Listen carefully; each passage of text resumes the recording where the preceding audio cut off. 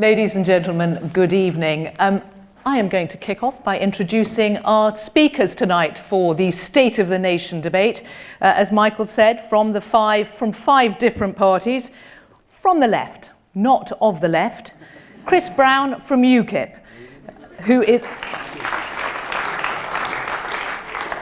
is standing in what is currently a Conservative seat, Crawley. It's a Conservative seat with a close Labour challenger, and his hope is to upset things a bit. Just a bit of background, he's a former businessman, or he is a businessman, worked for BT, set up a business in the United States, then came back here with his family. On Chris's left, Alexandra Phillips represents the Green. She is a councillor, local councillor at Brighton and Hove.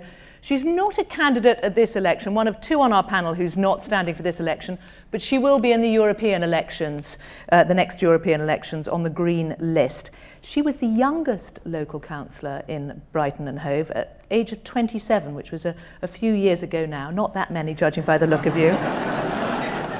Only yesterday.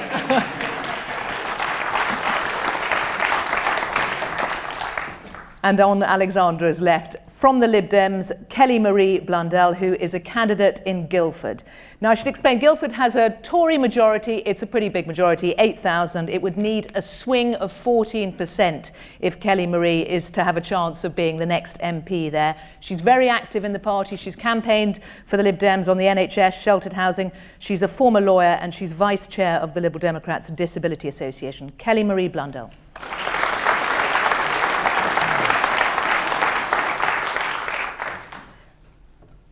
Alexandra Paterson is from the Conservatives. She chairs Conservative Future, which is the youth wing of the party. I love this phrase, youth wing. It always makes it sound rather extreme. As I understand it, a 15,000 membership of those under 30.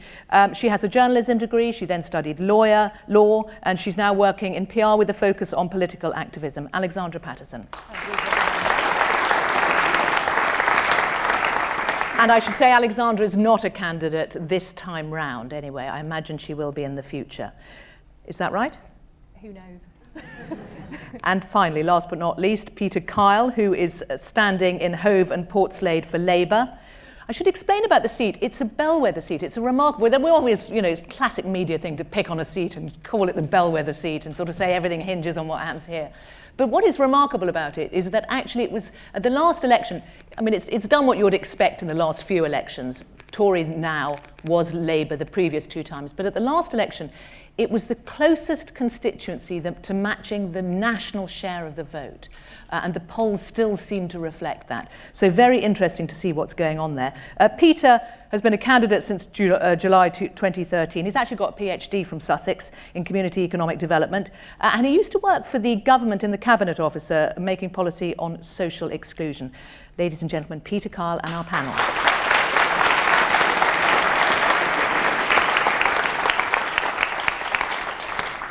Before we take our first question from the audience, and I should explain this is it's a question time format. We will have questions from the audience. There will be a chance after each question, hopefully once we've had a bit of discussion amongst the panel, to get some more questions from the audience. But we've got a lot of ground to cover in an hour, so I'm going to try to keep things as pacey as I can.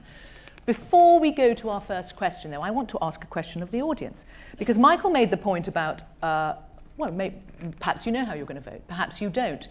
This election is extraordinary for many things, the number of parties, but also there was a poll just not very long ago which showed 44% of people have yet to make up their mind how to vote. Can I ask for a show of hands? Could you put your hand up if you have not yet decided how you will vote on May the 7th? And I would suggest that probably reflects that polling. It's about 40%, maybe a little bit less. Well, let's see if the next hour or so can do anything to change your mind. Let's have our first question from Kathy Pash. If your party has a majority in the next Parliament, what two things would you do first to ensure equality of opportunity for all citizens of the United Kingdom? Alexandra Paterson, do you want to kick us off there for the Conservatives? What are the two things? There were two things, you've got a majority and you are in control, perhaps you are the Prime Minister, you have the ear of the Prime Minister. What are the two things you would say, look, if we're to tackle equality of opportunity, this is what we should be doing? First of all, thank you for your question, Kathy. I think firstly we would continue what we're doing, which is increase the personal allowance to £12,500, cutting income tax for 26 million people, and ensuring that the people at the sort of bottom rung of the ladders who work hard and maybe have not had as much before continue to rise through that, and also continue to empower NHS.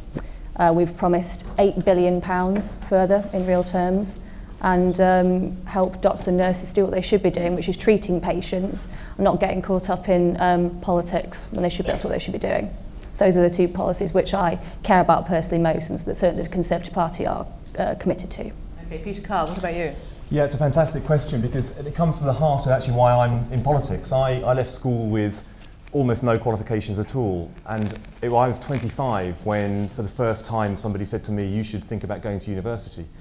So I applied to Sussex University and they turned me down.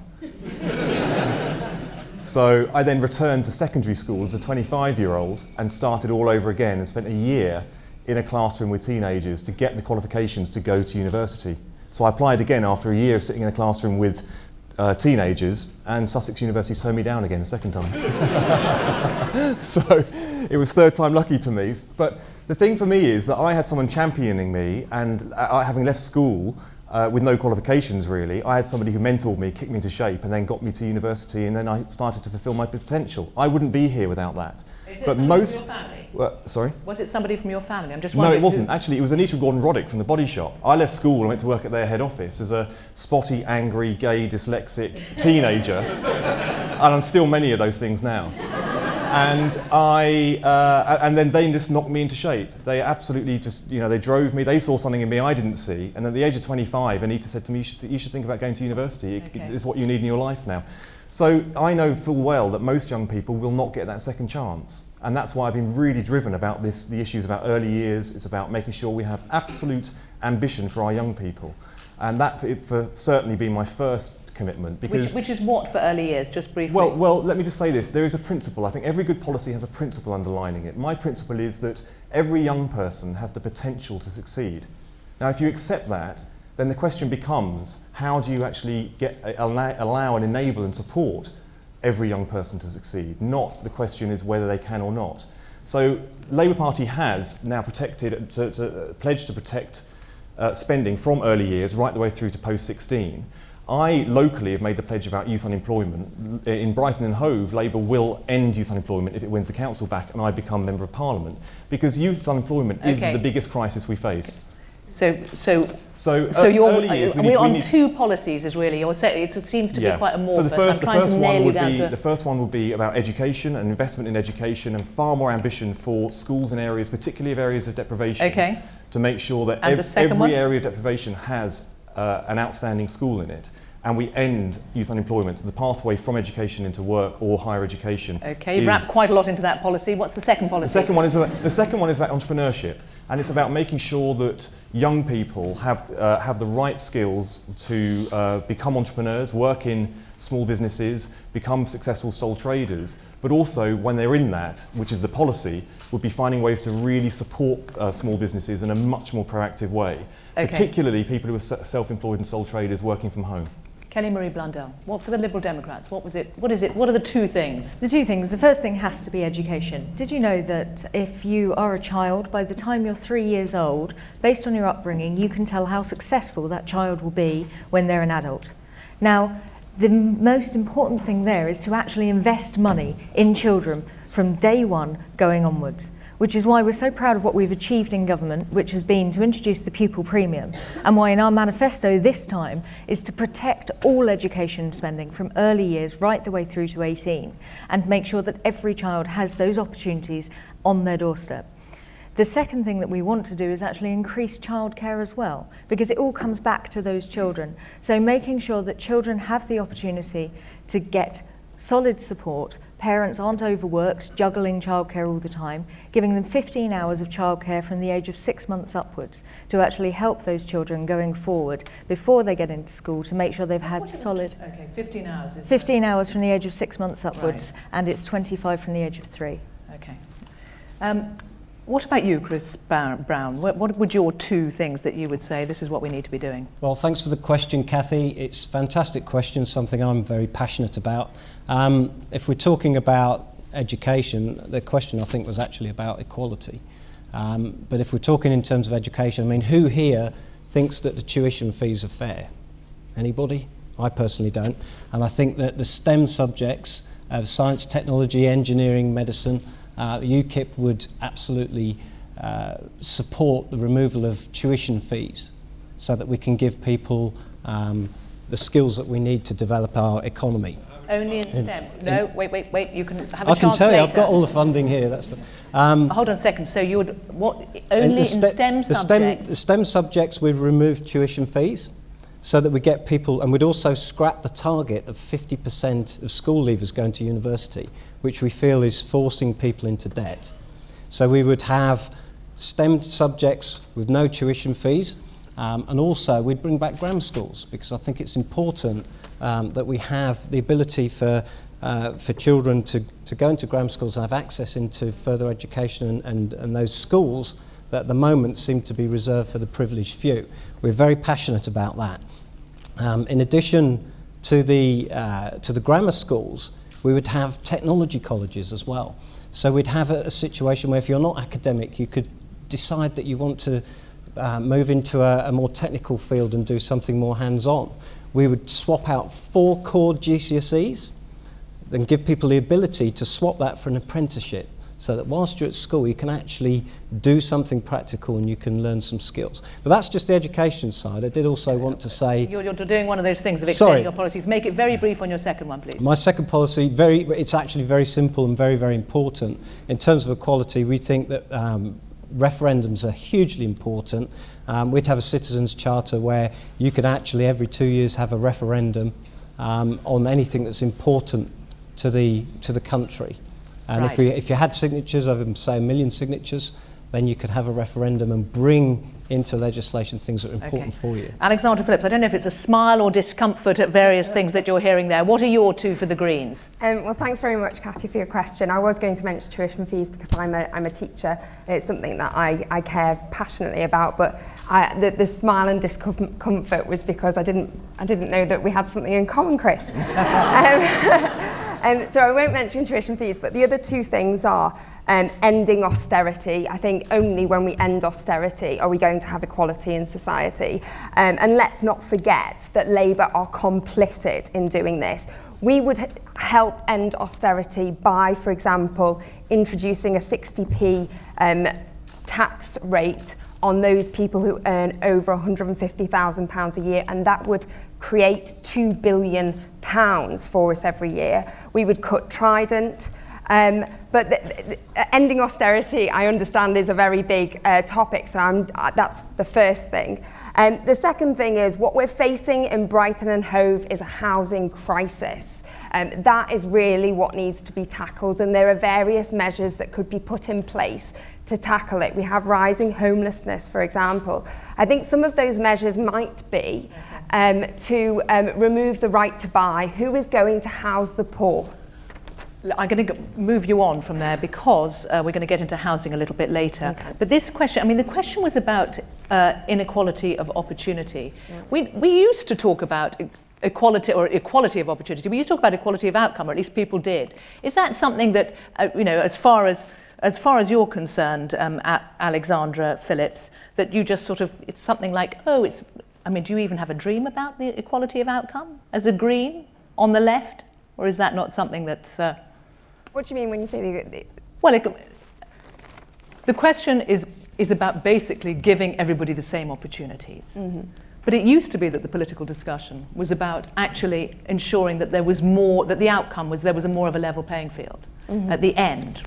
And I just wondered if that was something, I mean, Peter Kyle, you're nodding there, I just wonder if it's something that you, at some distance in the past, used to think was important as a Labour member. Well, of course it is, and equality of opportunity was what the previous Labour government was all about. It wasn't, you can make people equal just by taxing, which is what the Greens want to do. They want to level the rich and they want to redistribute financially. So it's not actually about equality of opportunity, it's just about redistributing But you're not necessarily worried about the outcome. The last Labour government was not worried about the gap between the rich and the poor. That's actually not true, because under the last Labour government, and this is a really important point and I'm pleased you raised it, under the previous Labour government, the bottom 20% grew richer faster than the top 20%.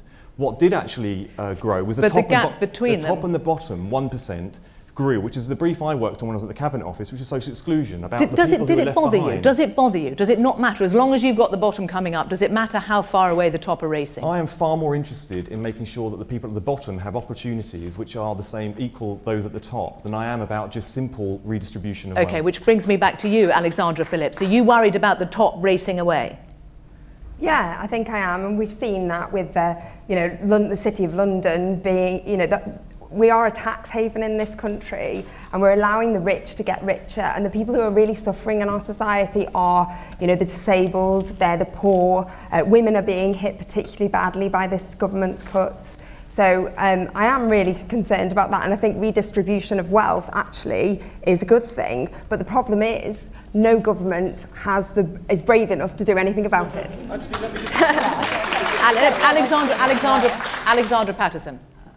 Alexandra makes the point that we're allowing the rich to get richer. Well, I want everyone to get richer. There's nothing wrong with wealth creation. I want this country to do better because that's what we aim to do. Some of their policies that the Green Party have released in their manifesto, like trying to abolish the City of London Corporation and stopping badger cull. I'm not interested in that. I want everyone in this country to do better because that's what they deserve. Peter Carr.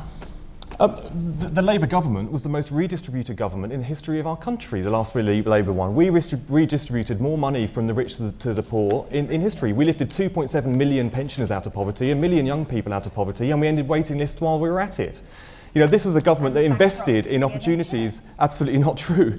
But it's, so actually, redistribution is important, but actually making it the centrepiece of a government and thinking that opportunity stems from simple redistribution is simply naive. I'm going to give a final word on this to Kelly Marie Blundell, because you just said and bankrupted the NHS in there. Absolutely. Because in theory the Liberal Democrats were making the Conservatives softer in government is the thing. When you looked at what Labour did to the NHS during the last part of 2010, they expanded the private finance initiatives, which meant that so many trusts were in huge amount of debt, and the only way to resolve that was to change the system so that we could rebalance the income.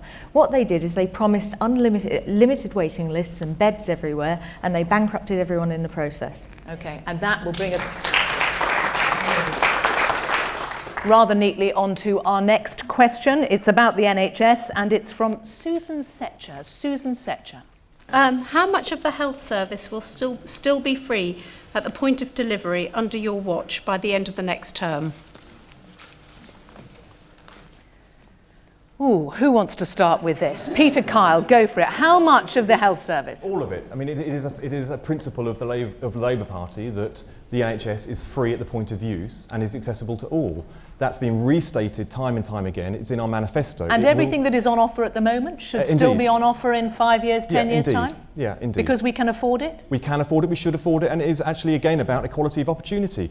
In Brighton and Hove, there is a 10-year life expectancy difference between areas of affluence and areas of deprivation. This is within one city in the south of England.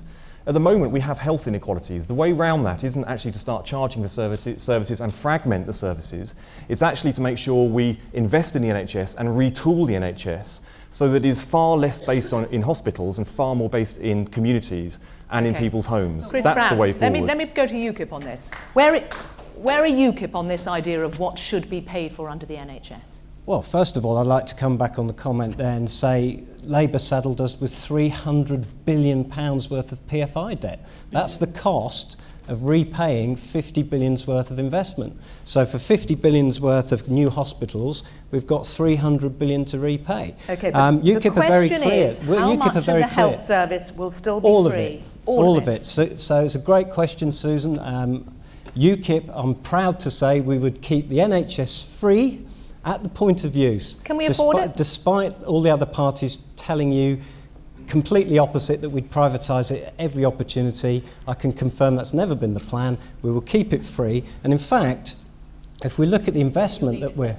If we're looking at the investment... You have to rein your leader in on that, don't you? Because Nigel Farage you have to rein your leader in on that. Nigel Farage has a rather different take than a lot of your party. That's a classic example of media spin. Because something that Nigel Farage said in 2011, which is part of our open debate and discussion... He said it much more recently. Well, the thing about UKIP is that we have open discussion on policy, and Nigel clearly said time and time again that he's been overruled on the NHS and that he's quite happy for the party line to be that it will be free at the point of use. It's always been that way. But actually, it goes further.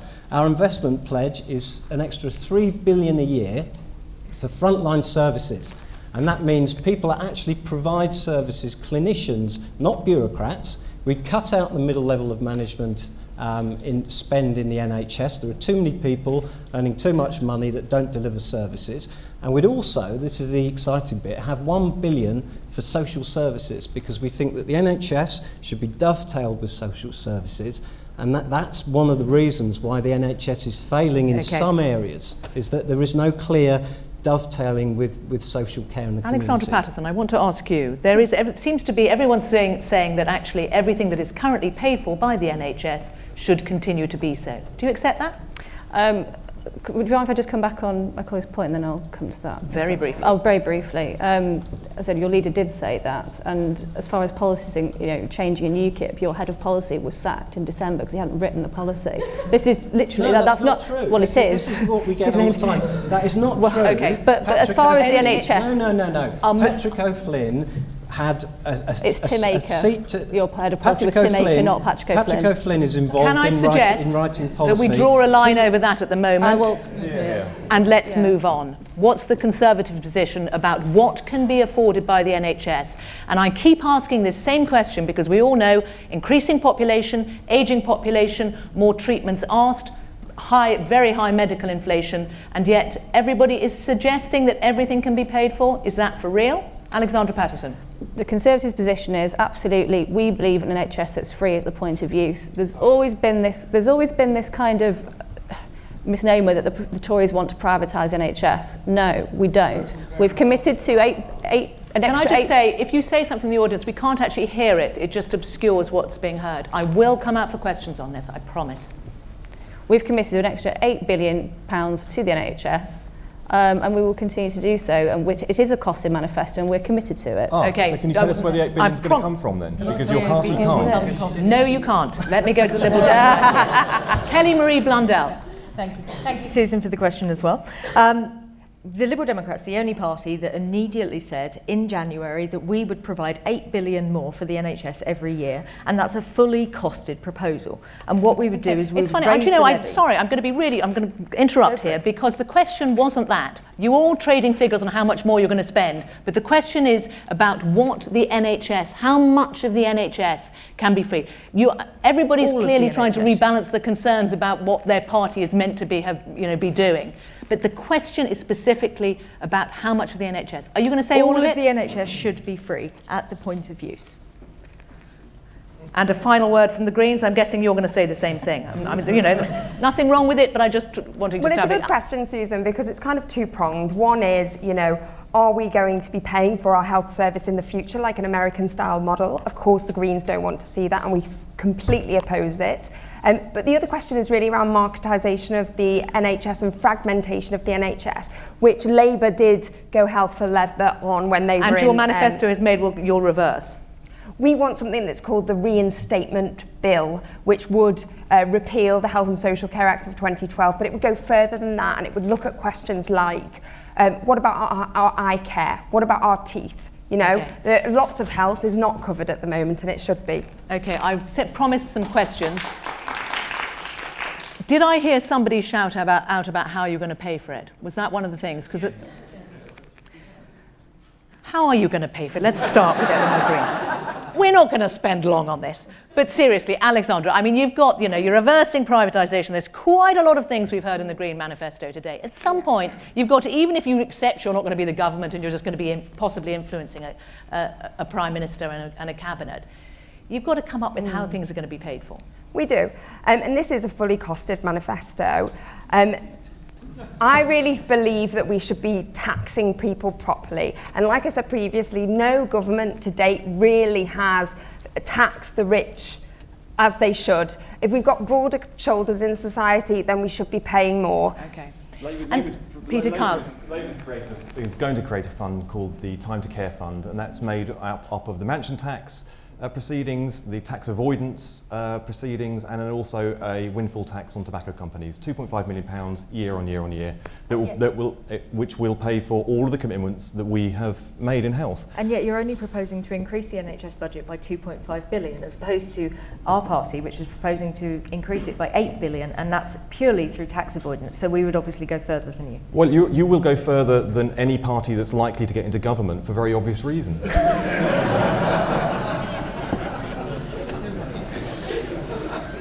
I'm going to go back to the questioner, if I may. I wonder if you want to respond to what you've heard, or if you...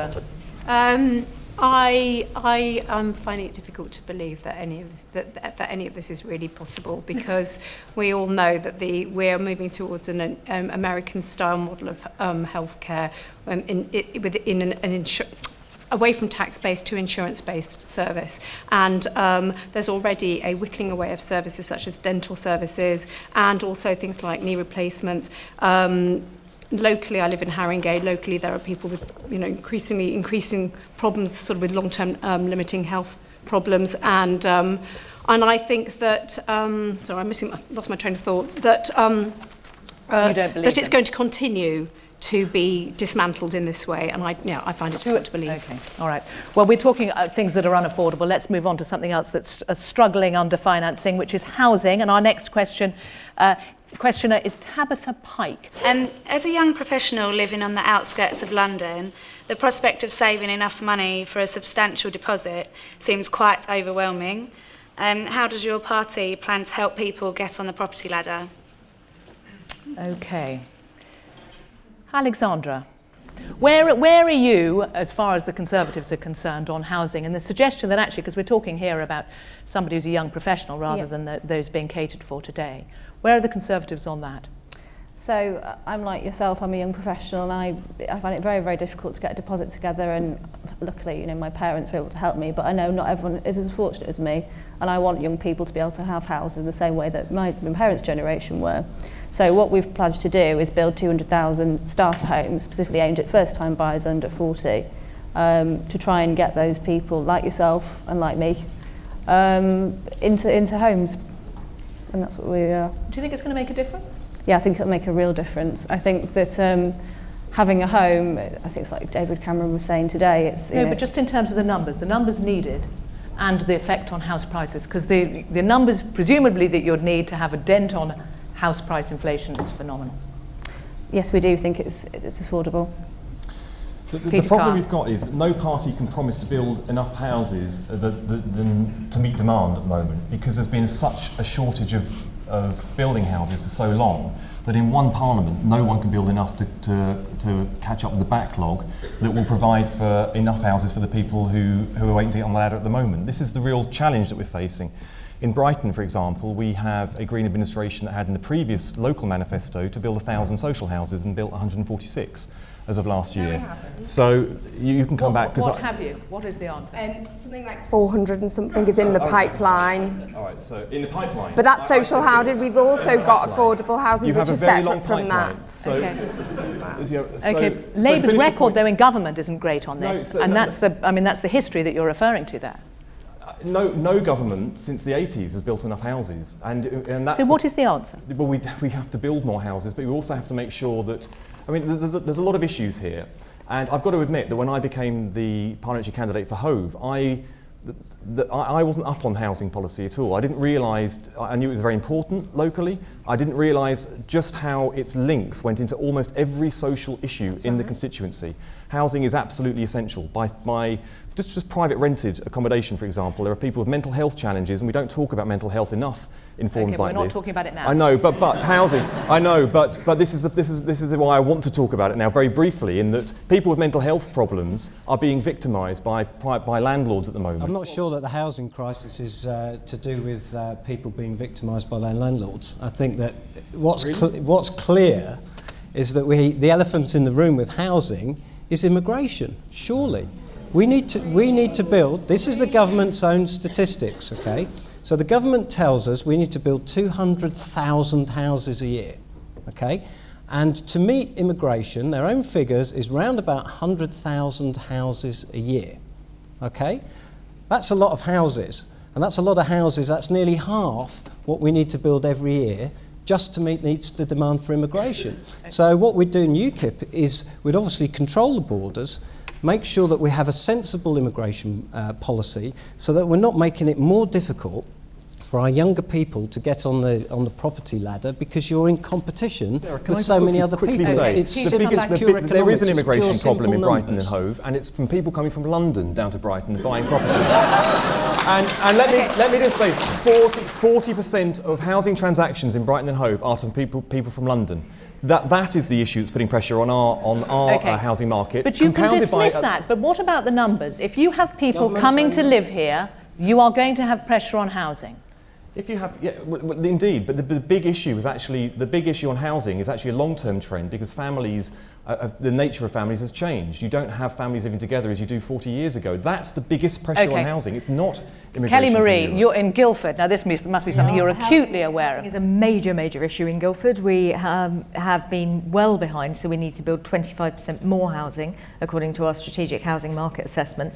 We have real crises where we have young professionals living in shared housing. And a young man who was a doctor doing his first year registrar at the hospital, he's having to live in shared housing because housing is so limited. Immigration putting pressure on housing? Only from London. That's largely the point. I don't think that immigration is a valid argument at all, and I would quite simply ignore that. Well, that's 300,000 houses, so if you... let's talk about the facts. How do you know how many people are going to come here every year and how many people leave? We have no facts on borders because Labour cancelled the exit check, so we don't know how many people come in because I would say, how can you plan for housing and anything else in life, such as school places, if you don't know how many people are going to move here? I know you so we want have to an talk about open door immigration. policy Can I just to ask? 500 million people. So with 500 million people with the legal right to come and live and work here in the UK, how on earth can we plan our housing needs? I just want to, when you heard what the David Cameron was saying today about the plans and the right to buy and extending it to housing associations, do you like the sound of that? No,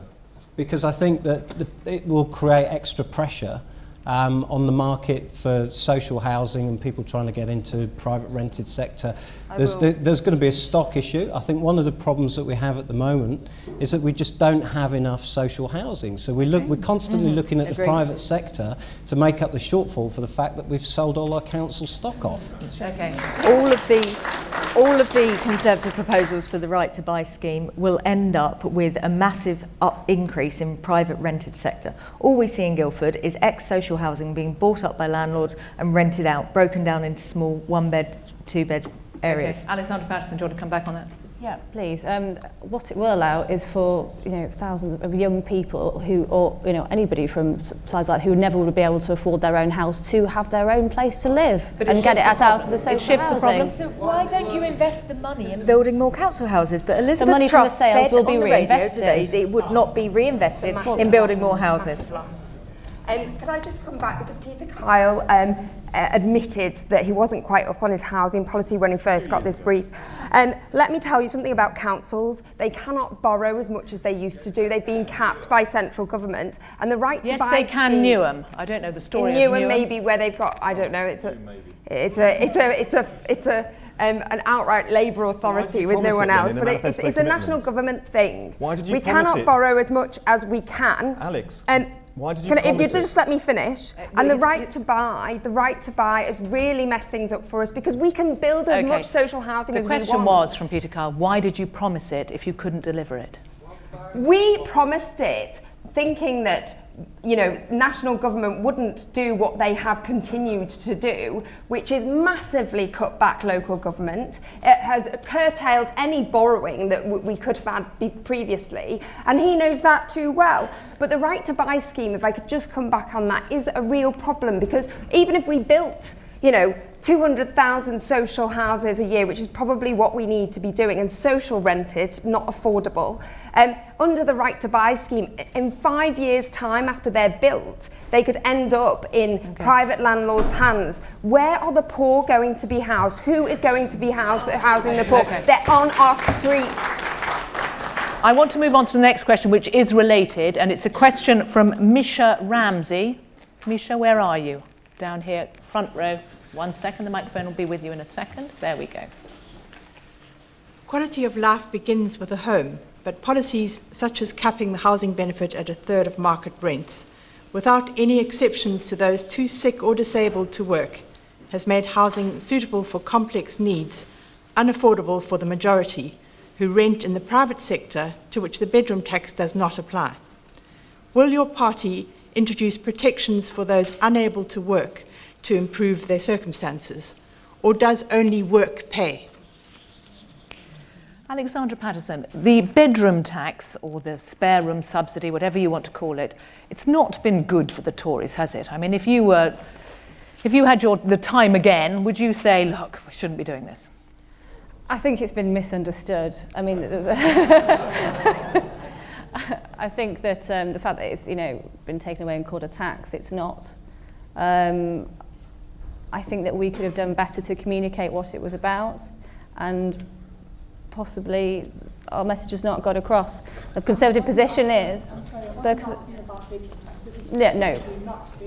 This is specifically not. Yes, a bedroom tax does not apply to private sector housing. Okay, sorry, I had rather assumed that you were talking about people who were forced out because of the bedroom tax. The only topic that is ever covered, anybody ever Forgive me, that's my fault. That's my fault. I've redirected you to the minority who are already have cheap rent in the council or housing association rent.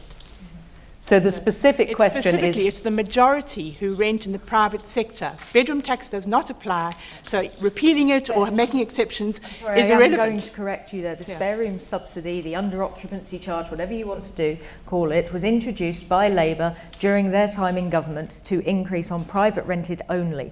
It was not fair that only private rented should have to pay additional prices for extra rooms, and social housing got as many extra rooms as they wanted. So it does apply in private sector.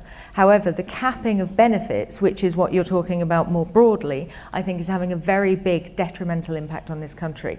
Living in Guildford, which is a very affluent area, you can only rent a 3-bedroom home for around £2,000 a month. So if you've got a family in there for £2,000 a month, they're spending £24,000 a year on rent immediately. They only have £26,000 a year in benefits, so they're therefore living on £2,000. The benefits cap ultimately is wrong and having a very bad impact on people in poverty in the more affluent areas in the South East. Okay. Well, it is one of the things, this idea of the working families, those who are unable to work. If you listened to both, whether it's the Conservatives today or Labour yesterday, and Peter Kyle, perhaps you want to respond to this, this phrase, hard-working families, I mean, what about everybody else? Is there an undeserving poor? You can understand why we politicians use the phrase hard-working families, because people want to make sure that hard work is rewarded. And there are a lot of people in our society at the moment for whom hard work isn't rewarded, and we all know who those people are. What about those who can't Now, this work? is a very specific question that was asked here, and it relates directly to people who with disabilities who are having housing support removed at the moment.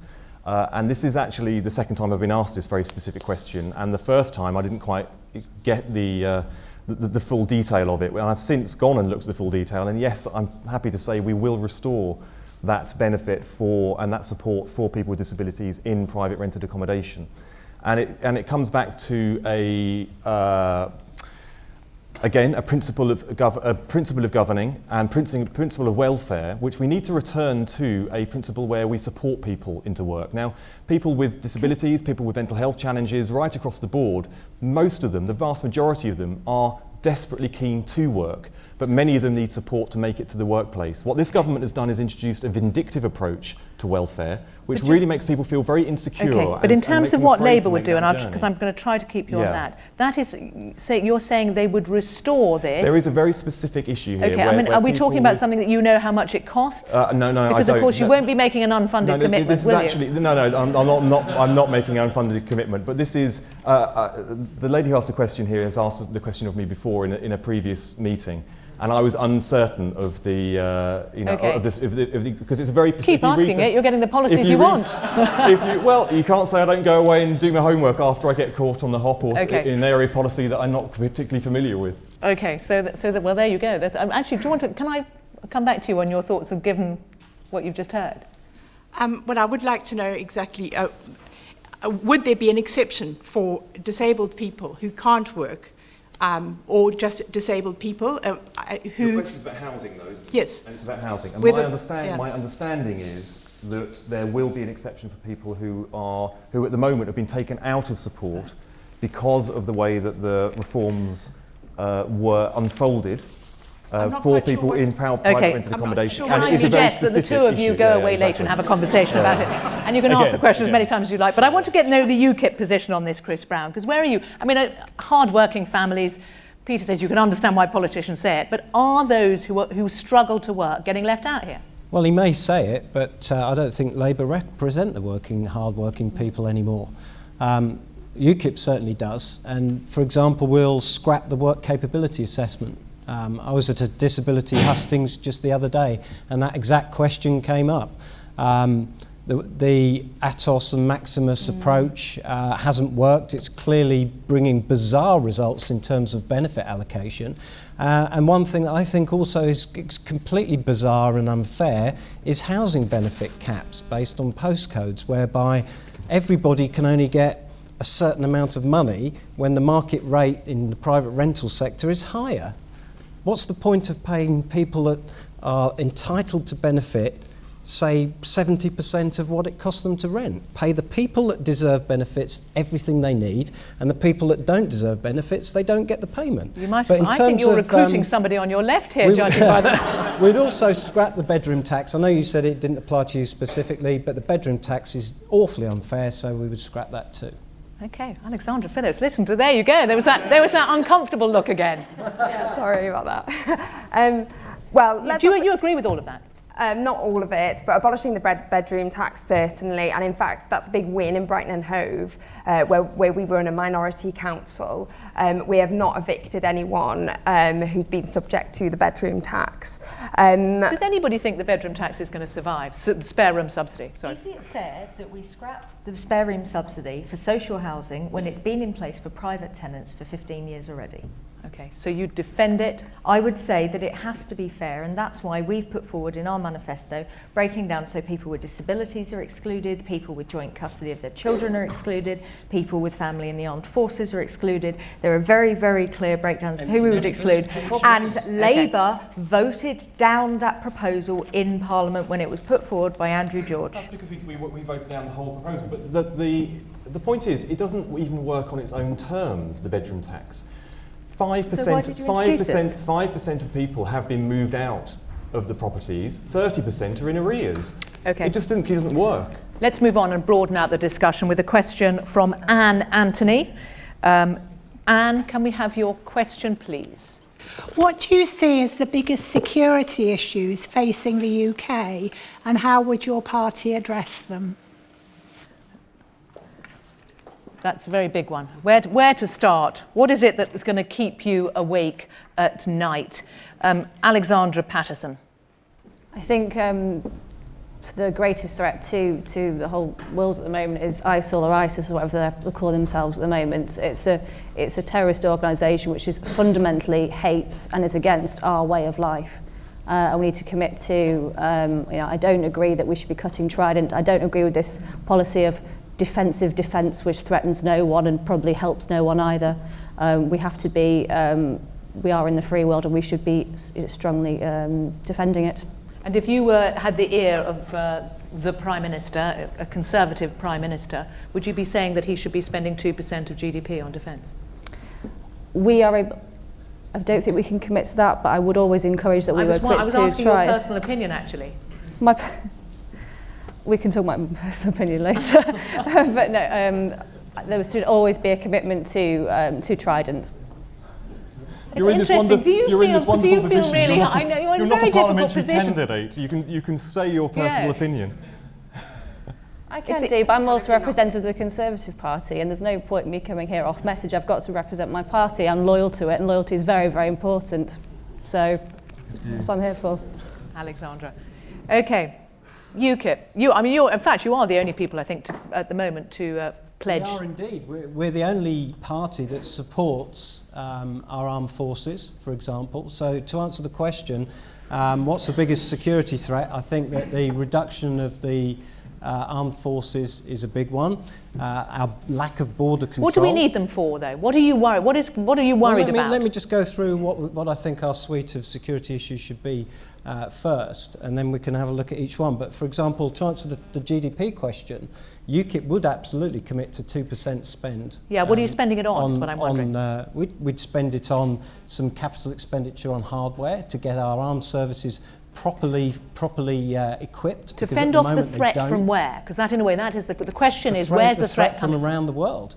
So whilst France, specific, France, are we worried about France? Let's look at Russia, for example. Russia, okay, Russia tops your list. We've got threats across the world. I mean, you may laugh, but we do have threats from every corner. So we're in a situation where we've downgraded our military, and it's interesting to hear the Conservatives say that they recognise there's a need for security, and at the same time reduce our troops down to 85,000 in the army, and it looks like we're going to go further to 60,000.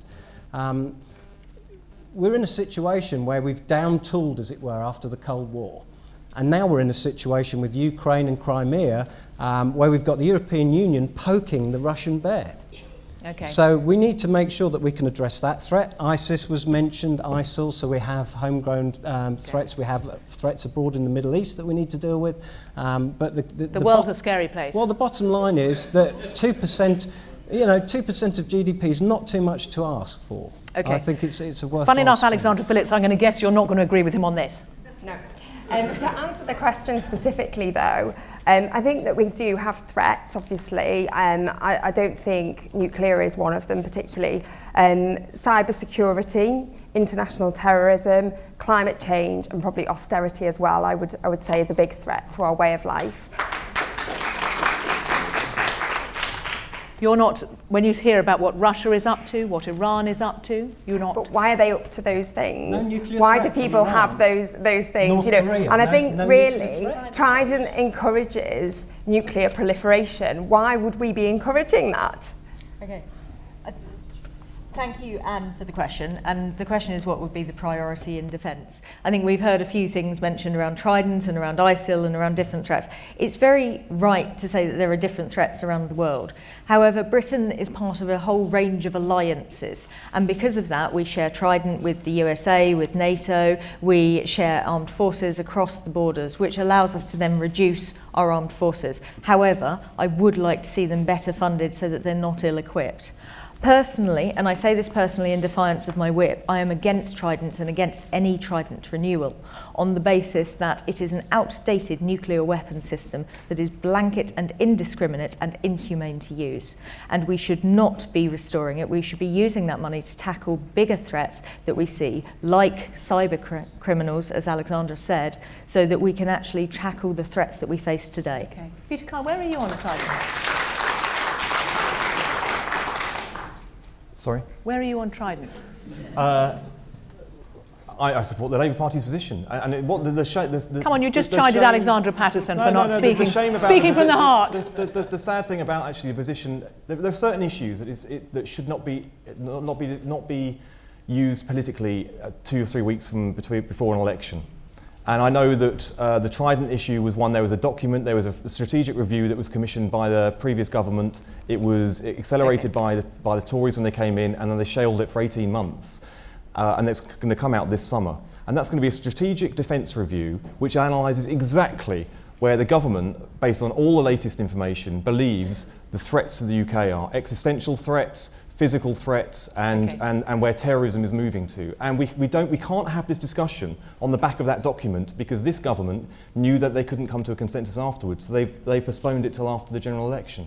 That's the difficulty about this discussion. Well, there isn't a difficulty in terms of answering the question about where the threats are coming from, though. No, indeed. And I think that the difficulty is that people always think there's an either-or. And that's because the threat of the Cold War has ended and Russia has diminished in its intentions and in its overt and stated aggression towards Europe and the UK, that suddenly we take our eye on the ball and think that everything has shifted to a new, more flexible type of terrorism. In actual fact, both threats emerge in different ways, but we have to, the world we're trying to defend ourselves within at the moment is just far more complex than it ever has been before. It means that we do need a defence force. Labour has committed to renewing Trident, and it's been restated in the last week on the back of a rather obnoxious attack from Michael Fallon. And but then we also need to figure out exactly how we do. And just one more point, I'll just very briefly make. I was an aid worker for the best part of a decade.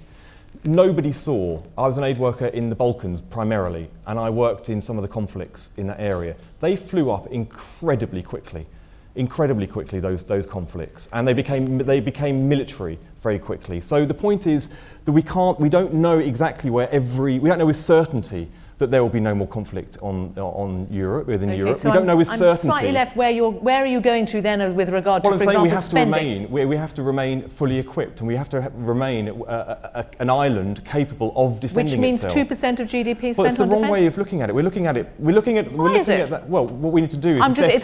What is an indication of we should be spending more if we are? We're talking about 2% because it's the NATO suggested figure that's been there for a very long time. Exactly. What we're not doing is talking about what our needs are, and therefore how we fully cost and then we fund based on the need. That's what we need to be doing, not just having a figure based on the UN, on the NATO figure. I've got a feeling I'm not going to get an answer on that one.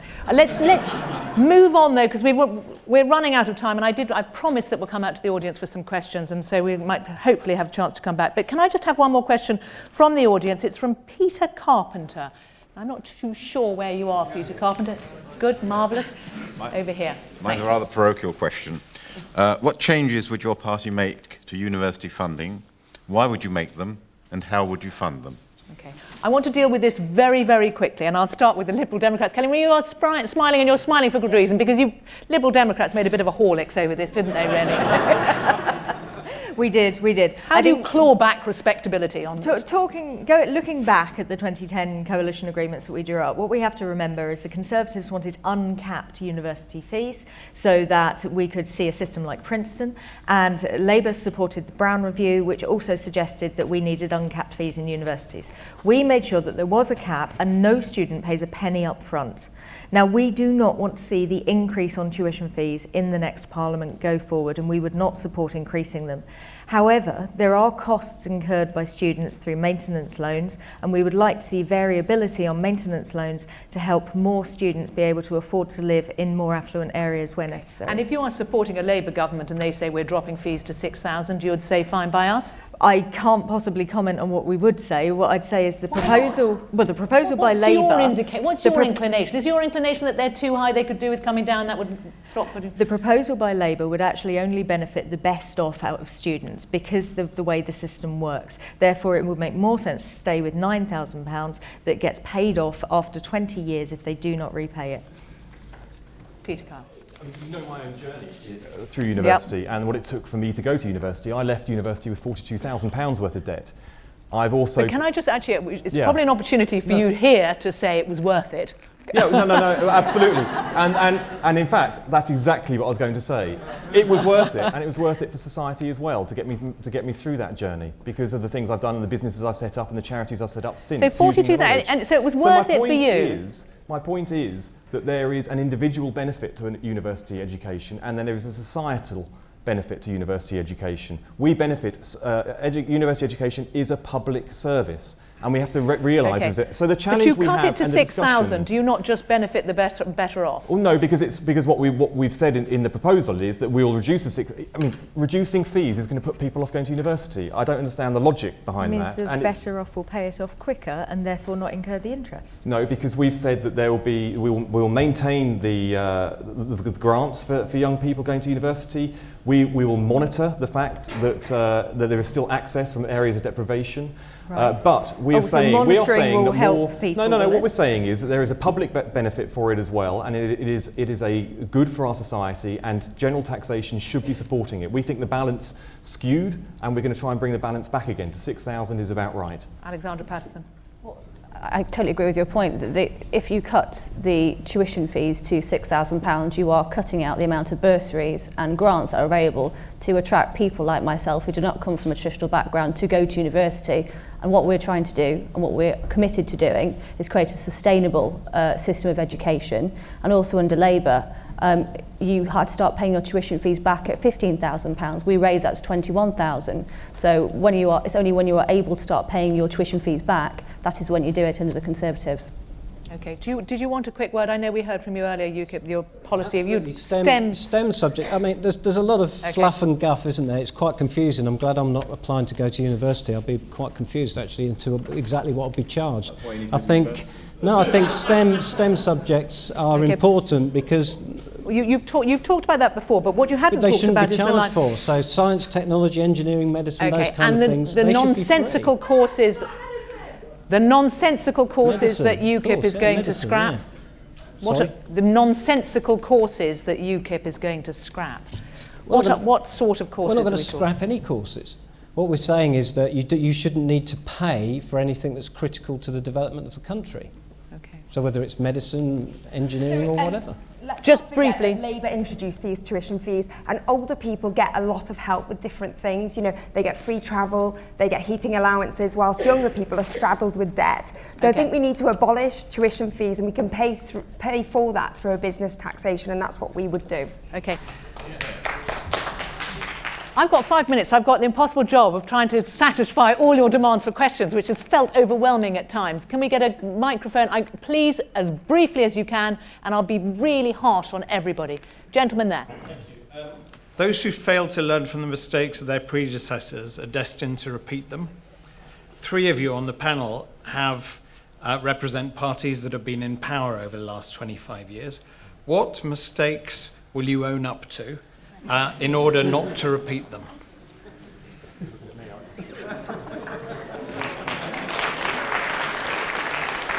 Can I thank you for the question? Who wants to start? Come on, this is your chance to just unload. Do you know what I've always wanted to say? And try and make it something that we haven't heard before, or the interview question. Peter Carl, go for it. Confide in us. Well, you're going to groan when I start the question, because I'm going to carry on with universities, because under Labour we got university attendance from 13% of the population to 43% of the population, something I'm very proud of. What we didn't do in addition to that was invest in the vocational pathways to work. In the same way, we rolled polytechnics into universities. I would have liked to have seen, building on the success of people going to university, I would have liked to have seen an equal sense of vision for vocational pathways into work. Which is UKIP's technical colleges. You wouldn't change that. Okay. 800 billion of debt. Well, it's gone up by 45% under this government. I agree. So, yeah. Alexandra Paterson. I don't know if I could give you 3. I can certainly give you one, which I sort of have to deal with every day, which is the Conservative part in the expensive scandal, which was one of the most damaging things that's happened to politics in general. Part of my job, my main job, is to try and get young people involved in politics and voting, and it's very difficult to do that when they're faced with that. So, because you still get it every day? Yeah, on the doorstep, when I go into schools, universities, when I'm talking to people in like youth centres, they say, why should I listen to you? Why should I even be bothered in politics? And that's are you the main thing. confident that is now, that it has been cleaned up? We've got a long way to go, but I work every day to try and fix that. That's all I can do. Let's speak to Kelly Marie Blundell, the third, effectively, party in government. I mean, the thing I have to apologise for is tuition fees. We went in with a pledge where we said we would have completely free university education. What we hadn't taken into account is that Labour had bankrupted the country, and we were... However... But the strange thing is you're now in the position of being the only person defending them on the panel. However, I do feel very, very bad that we had to raise tuition fees, and I would hope that in the future we can return to completely free university education. Okay, another question. The gentleman here, can we get a microphone across to the middle, or are you too far away? We've got some very long... Sorry. As I understand it, the 2 main parties have committed not to raise income tax or VAT during the period of their government if they're elected. This strikes me as being an irresponsible hostage to fortune. Statement, marvellous. I don't know if you want to have a question, but we can move on if there isn't a question. You're kind of actually just the 2 main parties. The position that the parties have put themselves in is rather tying their hands. We're raising it to 50p, the income tax threshold. Okay. Raising it to 50p raises how much? Oh, please. I mean, my point, I guess the point is, his point is... No, his question was, we're not raising it, and I've just said we are raising it. So if you want to... But it gives you no scope to increase tax if you need to. It binds your hand ridiculously. Don't you agree? Do you feel that your hands are tied in terms of what you can do when you go into government over tax? No. Alexandra? I think that we dealt with a situation where we got there and we found a note saying there's no money left. So we've had to make some very, very difficult decisions. That's a fact, that note was there. This is about what's happening this time and the promises that have been made that effectively the questioner is suggesting tie the hands of parties, arguably unnecessarily. Yes, we do think that we have a long-term economic plan. You've probably heard that a few times. Okay. I know that I'll be quite happy not to see that after the election in a few weeks. No, we are committed to it, so no, we don't think it's irresponsible. Okay, thank you very much. Can we get the microphone down to this? I think this must be our last question given the timing. Sorry, everybody. The lady in the middle of the front.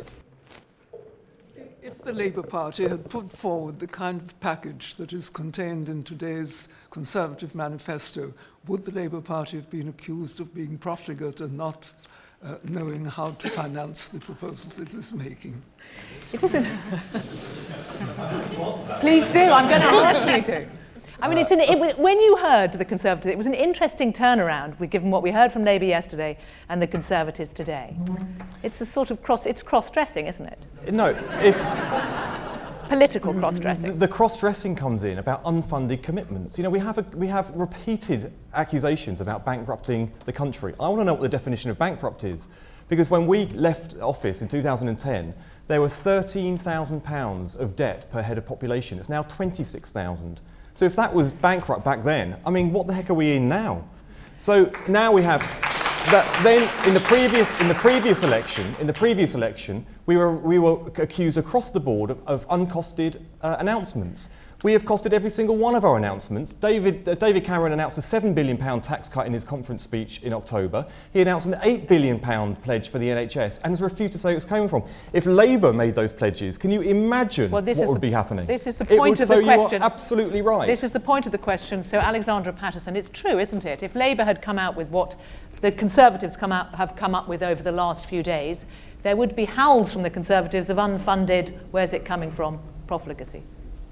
I wouldn't agree with that. The only thing I would come back, as far as Labour's go, saying that what we're saying is uncosted and ridiculous. Your Deputy Chief Secretary to the Treasury went on LBC yesterday and could not, after about 5 questions, say what capital spending Labour are going to be committed to. So we've set out our plan, but where's yours?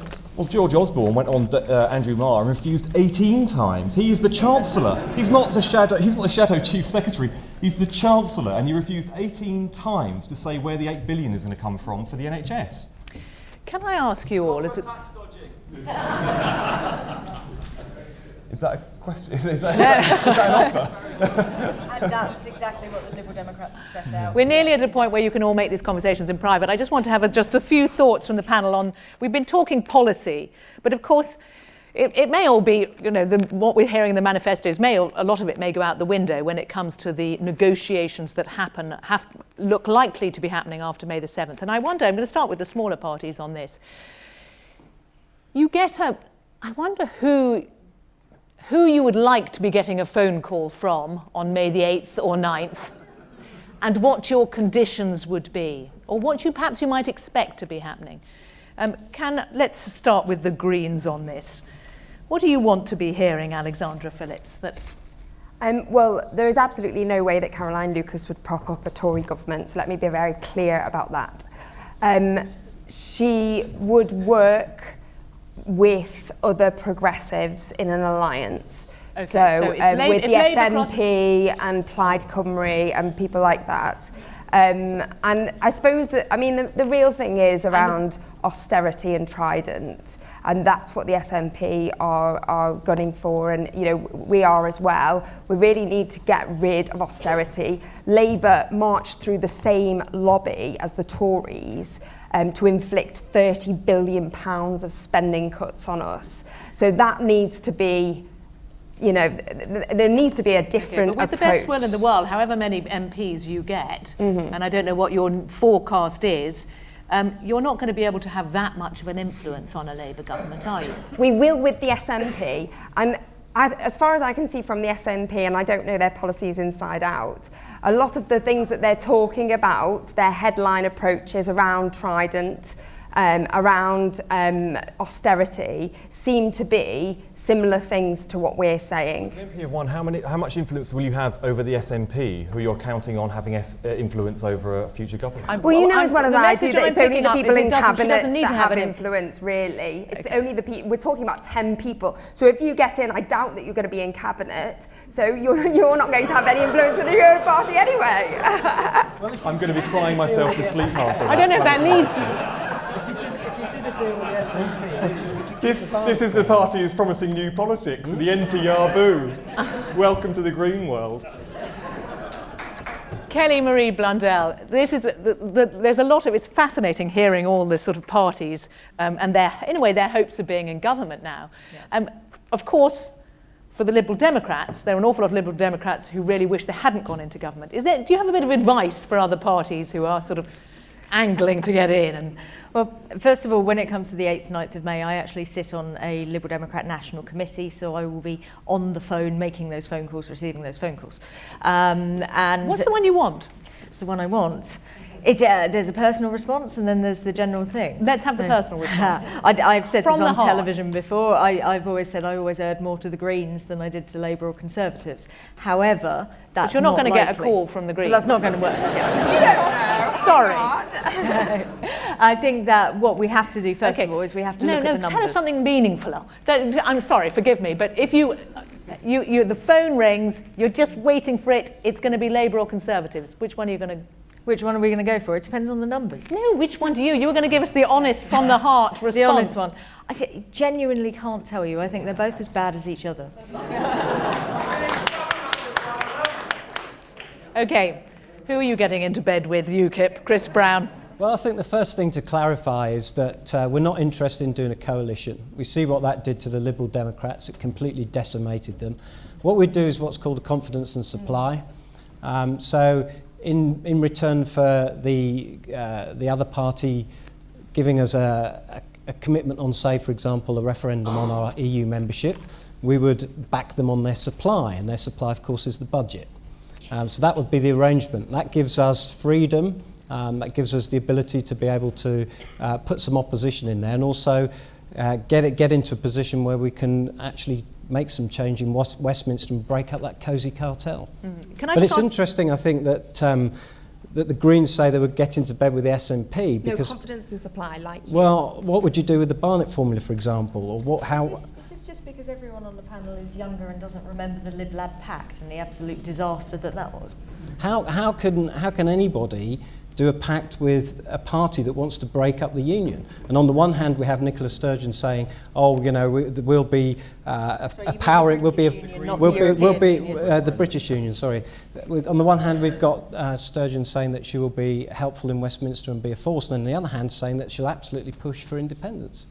So how would that work? The Greens voted yes for independence in Scotland. That's how they sit closely together. They want to break the union up. Absolutely.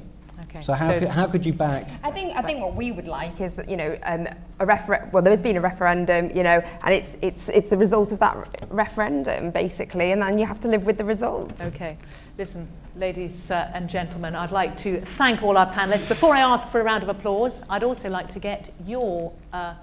Some of you raised your hand at the beginning of the. No, not a question. I want you to raise your hand for a different reason. Well, maybe it'll shoot up straight away, because it's the same question now. I don't know if you, as a result of what you've heard over the last hour, whether you've thought, you know, they're right, I had an inkling and this is what I'm going to go for. Could you raise your hand? Actually, how should we do this? Raise your hand if you've been swayed by the debate, first of all.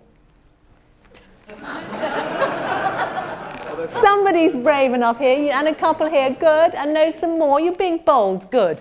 Okay, so now let's see if there are fewer hands than earlier. Should we do it that way? Yes, probably.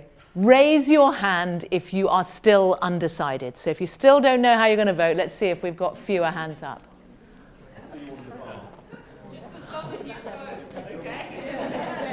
I would suggest that we've gone down to about 30%. So we've affected a few of you. Ladies and gentlemen, thank you all very much, and thank you to our panellists.